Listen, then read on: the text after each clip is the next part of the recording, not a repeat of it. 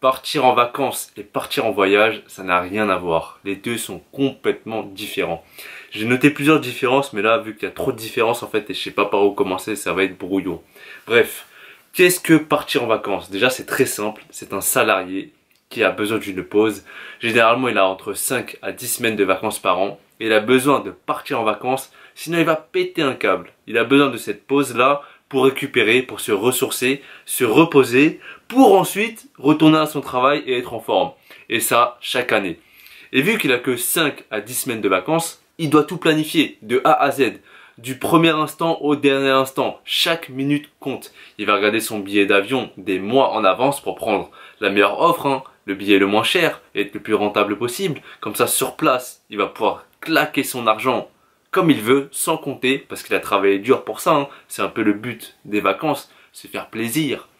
Et il va regarder la date du retour un jour avant, voire le jour même avant son travail. Comme ça, il va vraiment profiter jusqu'au dernier moment de ces vacances-là. Et dès qu'il retourne à son travail, il est dégoûté. Parce qu'il sait qu'il va revivre la même chose pendant des mois avant de retourner en vacances, tout simplement. La durée du voyage pour un voyageur, ça va de plusieurs mois à plusieurs années. En fonction de ses envies, en fonction de son budget, de ce qu'il veut en fait, de ce qu'il recherche. Il n'a pas vraiment de date butoir. Ouais, c'est à cette date-là que je dois revenir, c'est à cette date-là que je dois être de retour. Non, il choisit au fur et à mesure de ses expériences, de son aventure, des gens qu'il rencontre, de ce qu'il se passe dans sa vie. Et vu qu'il n'a pas d'impératif, d'obligation qui doivent le faire revenir, il décide tout simplement. Alors qu'un salarié, lui, c'est t'as tant de jours de repos, tu reviens à cette date-là. Tu ne discutes pas parce que tu dois venir travailler. Au niveau du budget aussi, quand tu regardes un travailleur qui part en vacances, il veut claquer son argent. Parce qu'il a tellement galéré qu'il veut le claquer sans se prendre la tête, sans regarder son compte en banque parce qu'il a prévu un gros budget pour se faire plaisir. Il va aller dans les meilleurs restaurants, il va aller dans un très beau hôtel, dans un Airbnb avec une petite piscine. Allez, pourquoi pas, on va se faire plaisir. C'est des vacances, on est là pour se mettre bien. Il va manger tout ce qu'il veut, il va acheter tout ce qu'il veut, plein de souvenirs, aller faire des attractions, faire plaisir aux enfants. Parce que oui, c'est les vacances, faut en profiter. Alors que le budget d'un voyageur, vu qu'il a durement travaillé aussi pour avoir cet argent-là, il a économisé. Il se dit que chaque centime, chaque euro gagné, à la sueur de son front aussi, faut pas le claquer bêtement. Du coup, il va commencer à calculer, bon, si je mange ça, si je claque tant d'euros par jour, demain je vais devoir me restreindre et je vais pas pouvoir faire ça. Il est dans le calcul, il est dans l'économie, parce qu'il sait que l'argent, quand ça vient, c'est difficile, mais ça part très facilement. Et il n'est pas dans le profit, à vouloir vivre à fond cet instant, parce que le reste de l'année, il galère à travailler. Il y a une différence de budget entre les deux en fait. T'en as un qui va claquer son argent en mode eh mon gars, t'inquiète même pas, j'ai du fric. Et l'autre qui, bon ok, on va être raisonnable. Je vais me mettre bien, mais tranquillement. Tranquille sur mes activités, tranquille sur le choix du restaurant où je vais manger. Généralement du street food, hein, tu connais, truc pas cher. Et où je vais dormir, le transport que je prends. Je vais pas aller prendre des taxis qui vaut super cher. Je vais juste prendre le bus local, tranquillement. Une grande différence aussi entre un voyageur et un vacancier, c'est le nombre de personnes qui partent. Un voyageur, généralement, il part seul. Pour plusieurs raisons, soit parce qu'il n'y a personne pour venir avec lui, parce qu'autour de lui, il n'y a que des travailleurs, soit parce qu'il a besoin de réponses. Et les réponses qu'il va pouvoir trouver, c'est en lui. Donc c'est seul. Tu ne dois pas être parasité, on va dire, par une autre personne, par plusieurs personnes. Parce que généralement, quand tu pars en voyage, c'est 2 maximum. Au-delà de 2 personnes, tu peux considérer que c'est des vacances. Bon, il y a des exceptions, mais au-delà de 2 personnes, c'est des vacances. Soit tu pars avec tes amis, soit tu pars avec ta famille, et dans un but précis. Profiter, claquer son argent, et vivre un moment, un instant, avec tes proches. Alors qu'un voyage, ça se fait seul parce que tu as besoin de te ressourcer, tu as besoin de te retrouver, même tu as besoin de te trouver. C'est toi-même, c'est en toi. Parce que le voyage commence là. C'est d'abord un voyage intérieur, là, et ensuite c'est un voyage extérieur. Parce que tu as besoin de sortir de ta zone de confort, sortir de tout ce que tu connais, de ton quotidien, pour vivre de nouvelles choses. Et tu en ressors grandi. Le but des vacances et le but d'un voyage, c'est pas du tout pareil. Pendant qu'il y en a un qui veut profiter et prendre une pause parce que sa vie c'est difficile, t'en as un autre qui se cherche. Un voyage, c'est une quête. C'est une quête envers soi-même. C'est le fait de se remettre en question, de vouloir chercher des réponses parce que la vie, le quotidien est difficile pour tout le monde. Et le fait de prendre son sac à dos et de partir pendant durée indéterminée, ça demande du courage, ça demande de sortir de sa zone de confort. Et ça, c'est pas tout le monde qui peut le faire. Donc ceux qui le font, ils vont prendre leur sac à dos et se rechercher, se poser des questions et prendre le temps pour réfléchir sur soi-même, sur sa vie, sur la vie en général. Et étant donné que tu te cherches des réponses, tu te poses des questions, tu vas trouver des questions à tes réponses et tu vas trouver des réponses à tes questions. Et ça va n'en plus finir. Parce qu'en fait, vu que la vie, c'est toujours un apprentissage, tu ne finis pas d'apprendre. Et ça, le voyage te l'apprend. Si tu demandes à un vacancier pourquoi tu pars en vacances, c'est très simple. Il a des jours de repos, il veut rentabiliser ses jours de repos. Il veut profiter parce que il veut pas travailler. Mais il est obligé parce qu'il est contraint c'est la vie de tout le monde. On connaît ça. On connaît ces difficultés-là. Si tu demandes à un voyageur pourquoi il voyage, là tu as un nombre infini de réponses. Chacun a ses raisons de voyager. Pour beaucoup, en fait, on voyage pour fuir quelque chose, rechercher quelque chose. Qu'est-ce que tu fuis? Bon, on va dire que c'est le quotidien que tout le monde connaît. Cette vie de métro, boulot, dodo, toutes ces difficultés à payer des factures, à faire ça tous les jours et à se demander pourquoi on le fait. On va fuir ça. Mais bon, encore une fois, chacun a ses raisons. Et qu'est-ce qu'on va rechercher? Comme je l'ai dit, c'est une quête. C'est une quête envers soi-même. Se trouver. Parce que toutes les questions que tu te poses dans ton quotidien, comment tu peux avoir les réponses si tu restes dans ce quotidien? Si tu restes dans cette même zone qui te fait péter un câble en fait. Et c'est au moment où tu sors de cette zone, entre parenthèses, de confort, que c'est là que tu vas vivre des nouvelles choses, des nouvelles aventures. Tu vas rencontrer des personnes que tu n'aurais jamais pu connaître dans ton quotidien, dans ta vie, dans ta routine. Comment tu peux différencier aussi un voyageur et un vacancier? C'est comment tu bouges. Tu vas voir le vacancier qui, vu qu'il a de la thune, il s'en fout de prendre le taxi, tranquille, il a de l'argent. Alors que un voyageur, il va trouver des moyens alternatifs. Faire du stop, voyager à pied, voyager en vélo, peu importe, tu vois. Il y a différents types de voyages. Et pour beaucoup, en fait, il y a cet aspect économe qui est recherché. En dehors du fait de voyager, il y a le budget qui est pris en compte. Parce que l'argent, c'est la facilité. Le fait de prendre le train, prendre le bus, prendre l'avion, c'est facile tout ça. Alors que quand tu fais tout ça d'une manière alternative, là, il y a quelque chose de nouveau qui se crée. Là, il y a un challenge. Là, il y a de la vie. Le quotidien d'un travailleur, c'est de la survie. Alors que le quotidien, parce que tu peux pas appeler ça un quotidien pour un voyageur, puisque tout ce que tu vis chaque jour est différent, il n'y a pas vraiment de quotidien. Mais tout ça, c'est de la vie. Toutes ces épreuves, toutes ces difficultés, ça te fait te sentir en vie. Au niveau des rencontres aussi, puisque ceux qui partent en groupe d'amis ou de famille, ils veulent rester entre eux, ils vont pas forcément rencontrer d'autres personnes, des nouvelles personnes avec qui discuter, avec qui échanger et avoir vraiment des discussions profondes. Non, parce qu'ils vont rester entre eux justement et profiter ensemble de leur moment. Où est-ce qu'ils vont, qu'est-ce qu'ils vont manger, qu'est-ce qu'ils vont faire ensemble. Ils restent groupés. Alors que quand tu voyages seul, pour ceux qui se disent ouais mais quand tu voyages seul, t'es toujours tout seul. Non, justement, puisque tu vas rencontrer plusieurs voyageurs aussi qui sont seuls, donc il y a un lien qui se crée, mais puisque tu es tout seul, tu vas rechercher des personnes avec qui discuter, tu vas rechercher des personnes avec qui échanger, et tu es plus ouvert à la rencontre justement. Et puisque tu es plus ouvert, tu vas aussi attirer vers toi des personnes qui seront enclins à discuter tout simplement. Et quand on dit que tu voyages seul, tu voyages pas vraiment seul, puisque tu rencontres tout un tas de personnes au fur et à mesure de ton voyage. Une autre différence aussi entre le vacancier et le voyageur, c'est les affaires qu'ils prennent. Tu reconnais un voyageur par son sac à dos.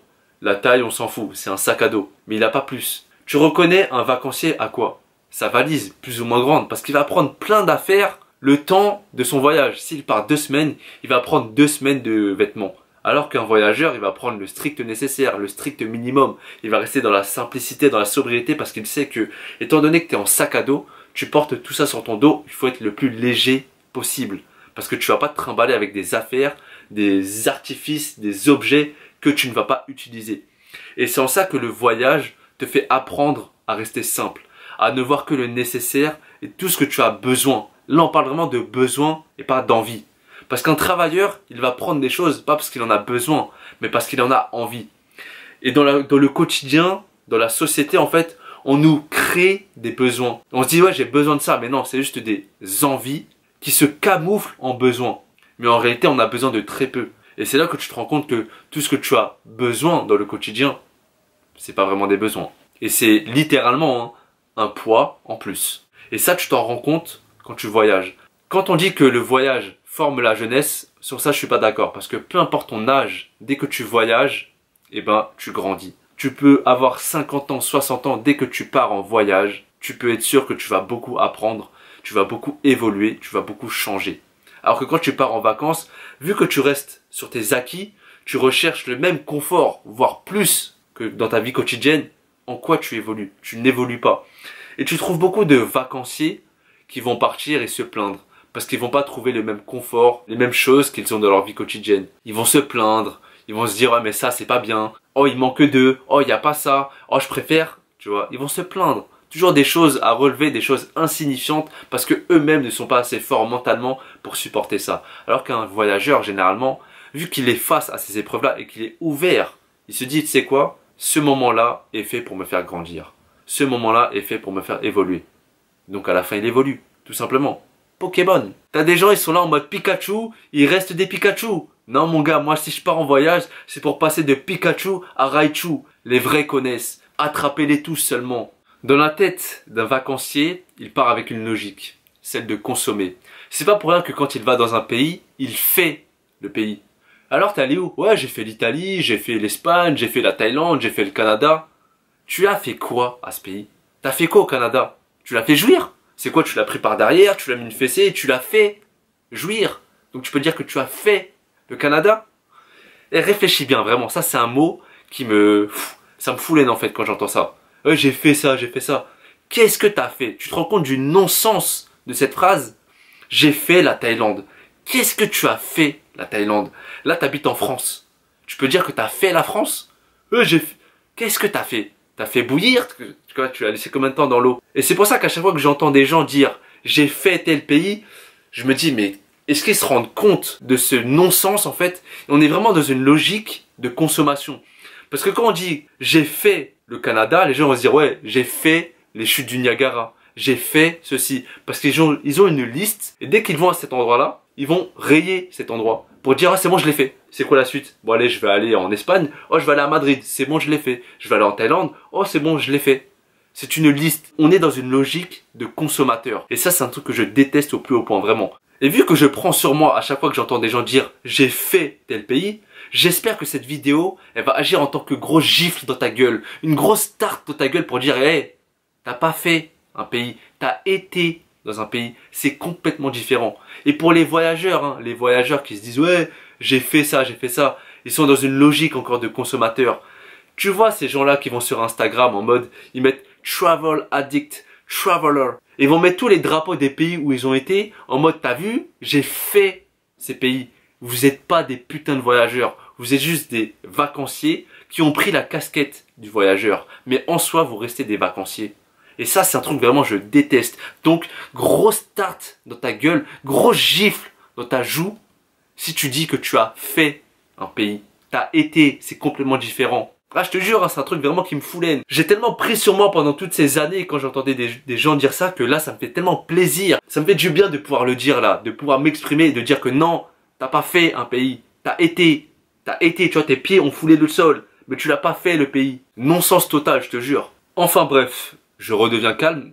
Je vais te dire en fait ma vision du voyage parce que moi aussi j'ai été ce vacancier avec la casquette du voyageur. Parce qu'en fait, avant, qu'est-ce que je recherchais dans un voyage? C'était paysage. Bah ouais, parce que je suis dans un autre pays, je vais vraiment profiter du paysage, la nourriture et ensuite rencontrer des gens. Et en 2 ans, j'ai beaucoup changé parce que je m'en souviens quand j'étais en Asie, c'est ça que je recherchais, dans cet ordre-là. Et aujourd'hui, pourquoi j'ai changé? Tout simplement parce que j'ai vraiment réalisé que pendant un voyage, le plus important, bah, c'est les rencontres, c'est les personnes, c'est l'humain en fait, qui est le plus important à mes yeux. Et aujourd'hui, ce que je recherche, si je pars, c'est vraiment la rencontre avec l'autre, les discussions, la profondeur, la connexion avec l'autre. Et le reste suit en fait. Je ne suis pas dans une logique de consommateur pour me dire que bon, je vais aller dans tel pays, regarder ça. Je vais aller dans tel pays, manger telle spécialité, ça, et me faire plaisir. Si tout ça vient pendant mon voyage, ok, je l'accueille. Mais c'est vraiment pas ça que je recherche aujourd'hui. Parce que tu peux aller dans tel pays, dans telle ville, peu importe les années, ce sera toujours là. Alors que quand tu vas dans tel pays, dans tel endroit, dans telle ville, les personnes que tu vas rencontrer, ce sera à l'instant T. C'est pour ça qu'aujourd'hui, c'est les rencontres avec les autres qui m'intéressent le plus. Et les autres aspects du voyage, ok, j'accueille. Mais je ne suis pas dans l'obligation de connaître. Si, imaginons, parce que là, en fait, au moment où je fais cette vidéo, j'ai pour projet de partir en Amérique du Sud. Forcément, il y a des pays qui m'intéressent plus que d'autres. Par exemple, le Pérou, le Chili, la Bolivie. Et d'autres qui m'intéressent moins. Ça ne veut pas dire que je vais y aller forcément. Je laisse le flot de la vie me guider. Le flot de la vie m'emmener là où je dois être à l'instant T. Si j'ai la chance d'y aller, l'occasion d'y aller, j'y vais. Mais je ne vais pas aller absolument dans cette logique de consommateur. Parce qu'un travailleur, un vacancier, c'est cette logique-là. Il va être dans un pays et une fois qu'il a réalisé sa liste, c'est bon. Il a pris ses petites photos, il les a postées sur les réseaux sociaux. C'est bon, il a fait le pays. Et aujourd'hui, j'ai changé d'avis sur ça, ce qui me permet de vraiment vivre l'instant présent et vraiment ne pas être dans la projection, dans le contrôle. Je vis au maximum l'instant présent et je prends ce qui vient vers moi. Donc les pays que je t'ai cités et d'autres pays que j'ai en tête, bien sûr que j'aimerais y aller un jour, mais ça ne veut pas dire que je vais forcément y aller. Et je suis pas en train de dire qu'il faut pas partir en vacances, il faut voyager, etc. Les deux sont à part. Les deux, tu passes des très bons moments. Ça fait du bien de partir avec tes proches, tes amis, ta famille. Tu crées des moments inoubliables. Là, tout à l'heure encore, je regardais des photos de mes vacances et j'ai kiffé, tu vois, ça m'a fait me remémorer des souvenirs et j'ai vraiment aimé. Mais je me sens vraiment mieux, je me sens vraiment moi-même et plus vivant quand je suis dans la peau d'un voyageur. C'est vraiment moi et c'est ça que je recherche en fait. Je me sens plus voyageur que vacancier. Maintenant, c'est pas pour tout le monde le voyage. Même si je pousse tout le monde à voyager, je sais que ce n'est pas pour tout le monde parce que tout le monde ne peut pas sortir de sa zone de confort. Tout le monde ne peut pas faire le choix de voyager parce qu'il y a des décisions à prendre, il y a des sacrifices à faire. Et tout le monde ne peut pas se le permettre. Selon moi, le voyage te fait grandir à un point que tu ne peux même pas t'imaginer si tu n'as pas encore voyagé. Si j'ai autant grandi, si je me suis autant amélioré, si j'ai autant progressé dans ma personne, dans ma vie ces dernières années, c'est parce que je me suis donné l'occasion de voyager. Ces dernières années, j'ai vraiment beaucoup voyagé et les années qui vont suivre dans ma vie, ce sera consacré au voyage. Donc vraiment, si tu penses à voyager et que tu as des peurs, tu as des choses qui te bloquent, remets-toi en question et dis-toi juste que le voyage va te faire grandir incroyablement et ce sera vraiment l'une des meilleures décisions de ta vie que tu pourras prendre. Donc si tu veux voyager, voyage. Bon, par contre, je vais pas dire que j'ai oublié de dire parce que j'aurais tellement de choses à rajouter, tellement de choses à dire, mais bon, comme la vidéo est déjà assez longue, je vais m'arrêter là. Donc voilà, merci de m'avoir écouté, merci d'avoir regardé cette vidéo, merci à tous ceux qui vont sur mon Utip, ça fait plaisir. À la prochaine, paix, rire, amour.